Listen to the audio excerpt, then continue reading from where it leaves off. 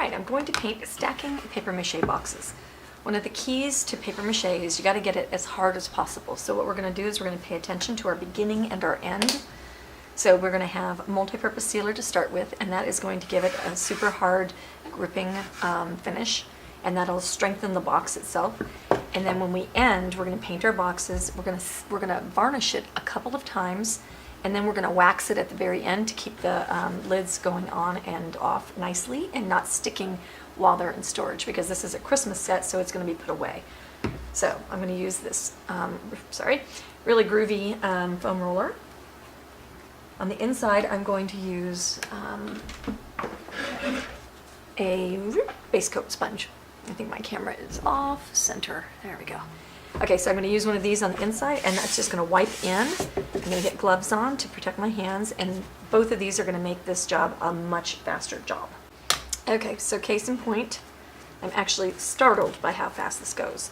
Just go across. And I think what I'll do is I'll let this dry on this side, and then I'll flip it over and do the other side, and in the meantime I'll get my bottom going.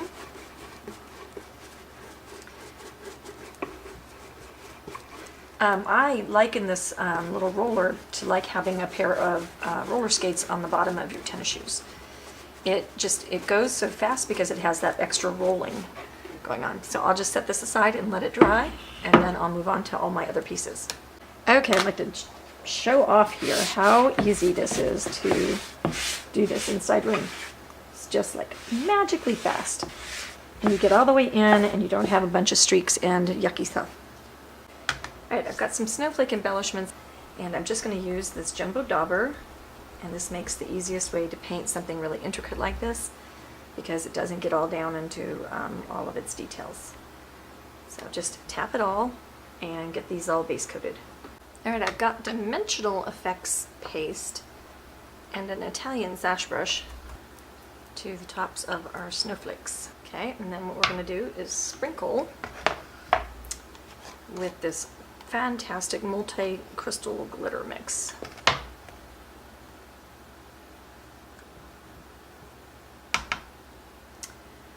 And we'll be all ready to glue them on. Okay, I'm going to be standing to do this technique, so if my voice sounds like it's really close to the microphone, sorry. Alright, so I'm going to put some drying time extender on my project, and I'm going to go further than I think I want to go. And I've chosen the best seam side to do my art. And you want to have no dry spots, because if you have a dry spot, it will catch there. And you don't want any catching. And this will help your paint move around and stay really nice and blendable for a while.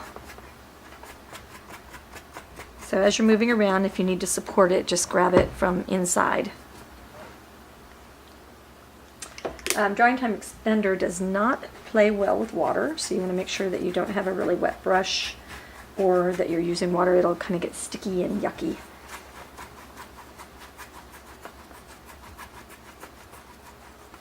Okay, so I've got that nice and wet. So what we're going to do is we're going to go into forest green. Nope, got to go into black green first. I am fibbing. So we're going to go into black green first because I want it to mix with the other paints. So if I didn't want it to mix, I would just go right into forest green and have it sitting on top, but I don't think it's going to look as good if it's not blending with the base color. I think it's going to look prettier this way.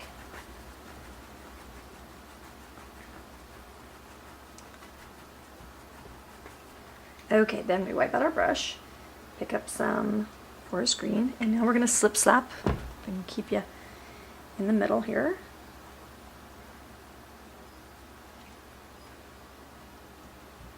And then when you're slip slapping, if you're getting those lines like that, you can do it softer. Okay, you can kind of build this. Ooh, I got into the wrong green there. You can build this up just a little bit, and then you can allow it to fade as you get to the bottom and to the sides. Okay, and so we'll continue the other side. And I just really want this to be a little bit kind of faded into this green. Black green is just kind of boring, but this kind of bright green would be kind of awful. Okay, so taper it out just a little bit coming out there. Now we can go into, so that's kind of the non-glare look. Now we'll go and pick up a little bit more of the forest green, and we'll blend right in the middle and strengthen its own color.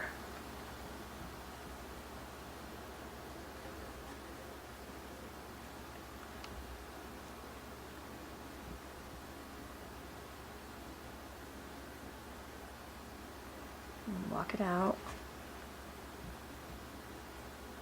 And then we're going to go into our bright green, and then that's going to go right in the very middle.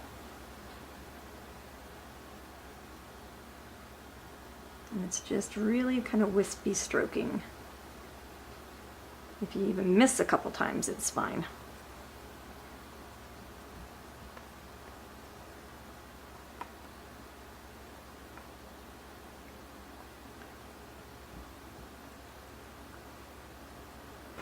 Okay, let's see if I like the balance of that. Looks like it needs a little bit more. Tapering it out. And by having all three of those colors work together, it's going to make one big happy kind of blend kind of thing. So that's kind of what we got going on. Going the wrong way. All right. I think that's about it. Now this will take a while to dry. Sometimes it can take, like if it's winter time, it could take like all night long. You can hit it with a blow dryer, and that's perfectly fine as well.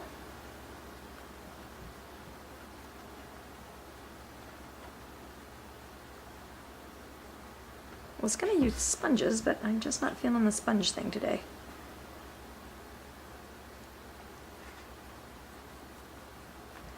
Just feathering those edges just a little bit more. Okay. Okay, we're going to do some greenery, and I'm going to use milk chocolate to line my stems. So I'll just go ahead and pull, bringing this out a different direction than I've got sketched. So just going to kind of mark our spots.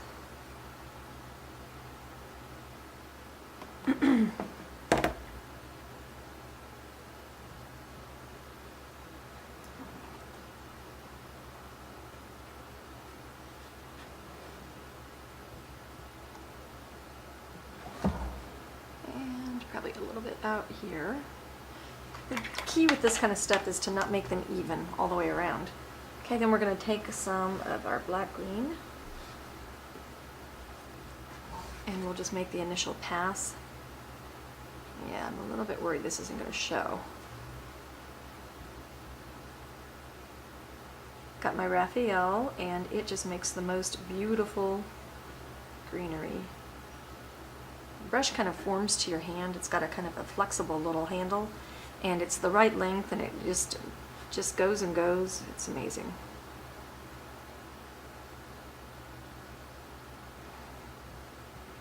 Okay, so just some nice little foundational greenery. Don't forget to go off the end. And then you can repeat to fill it up just a little bit. All right, then we're going to take our bright green, and we are going to just line. I did 2 passes with my the black green. I'm going to take the bright green now and do a couple passes. And medium green is where I would normally go if I was painting on some other color besides green. But to make this show up, the dark will show and the bright will show, but the middle color will just blend with that background, so I skipped it. Okay, in order to make these look not quite so much like fuzzy caterpillars, I'm doing a little technique that I like to do where I clump the greenery. So I'm going to go 1, 2, 3, 4, 1, 2, 3, 4, and I'll kind of cross in front of the stem, like these are going to be top things. And then I'll scooch down just a little bit and clump again. And then I'll scooch down, oops, and clump again, and then just right out the end. And that just gives it a little bit more kind of a natural look. All right, I mixed a little bit of white in with my bright green, and I'll do one more. I'm sure I'm not going to blow it off the planet here.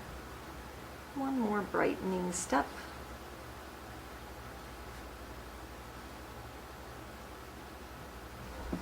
And that just pops it just a little bit more. Okay, I'm using a stencil to base my candy cane because why wouldn't you? I'll go ahead and get it based, bleach sand. And then I'm going to use the stripes stencil. It's like a two-part overlay. I'm going to use this, and that's going to make my stripes, and that's so much easier than trying to measure and get candy canes correctly spaced. All right, and then we will get the base coat done, or the stripes done, with some deep burgundy. And that'll take a couple of coats.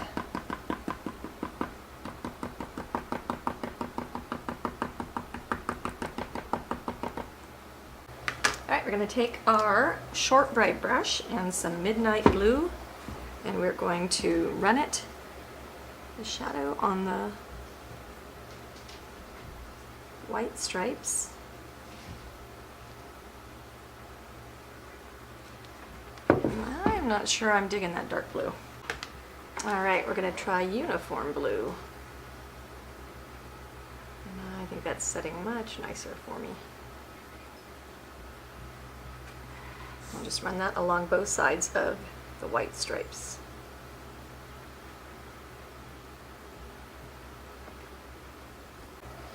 Okay, we're going to use coral blush, and we're going to dry it off on our paper towel.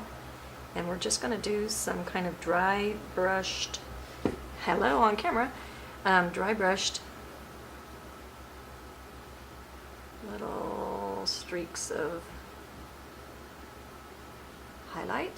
And that's going to start forming the roundness of our candy cane. And after you do it, you could follow up with a little bit of white plus coral blush. And so that'll go right in that location. And then that plus the white highlight that I'll put here will start giving it its little round shape.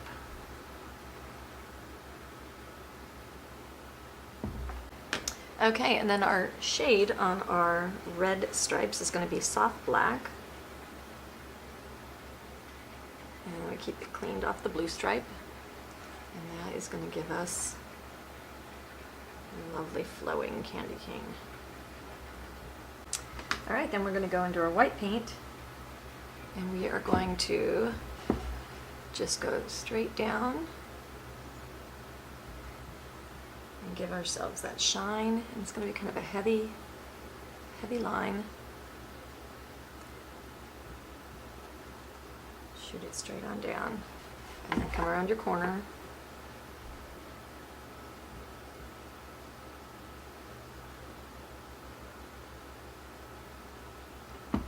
Alright, there's our little candy canes. Alright, we're going to get a little stencil of some holly. It's going to blend with my background probably just about.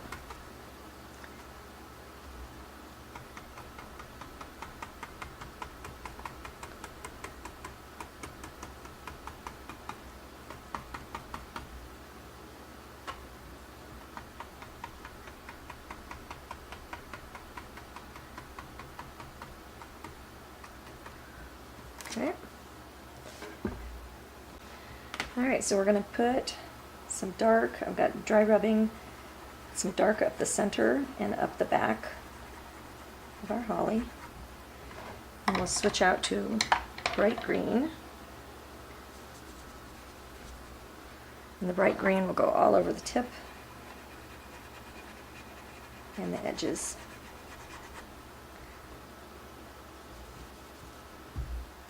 And I'm painting my fingers.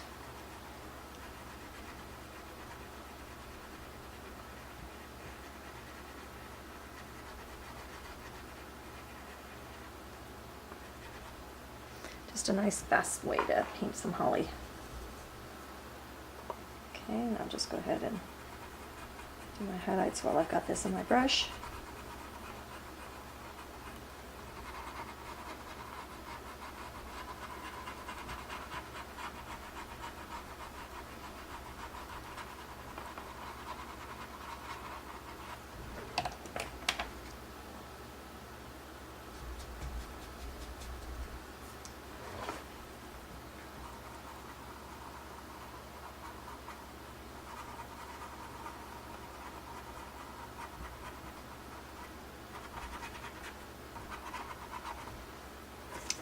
Okay, let's take a look.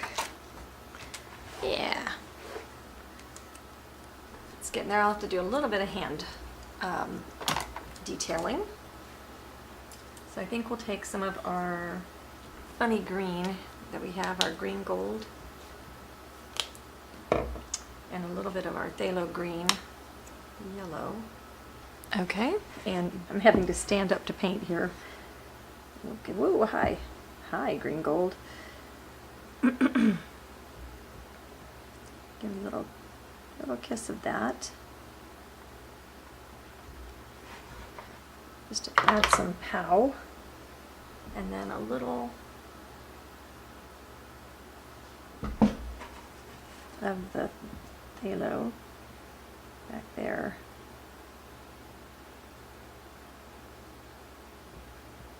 And that just adds just a little bit of jazz.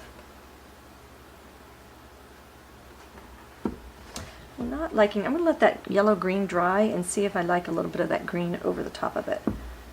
I'm not quite liking it as yellow-green as that. But I'm thinking because these paints are so sheer, it might show through, the dark green and add the exact right look.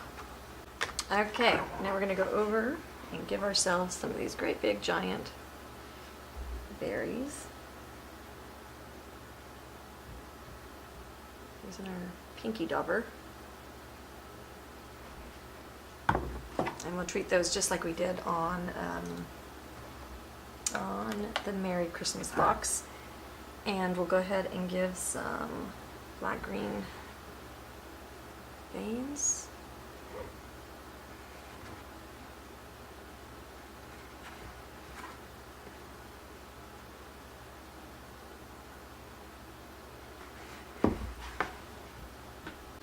And then we're going to go ahead and mix a little bit of bright green around those corners. A little bright green with white, sorry.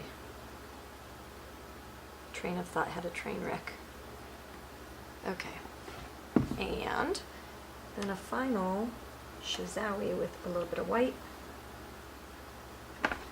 because holly leaves are shiny, so they get sparkles. And I don't know if they get sparkles going in a V. I think they might get straight sparkles.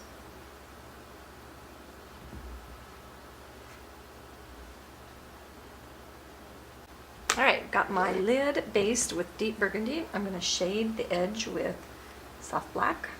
And I've got my candy cane border, the same colors as my candy cane.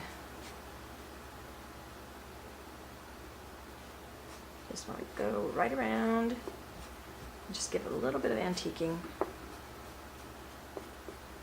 And that'll just richen things up just a little bit. You can draw it in if you want. You could use a sponge for this.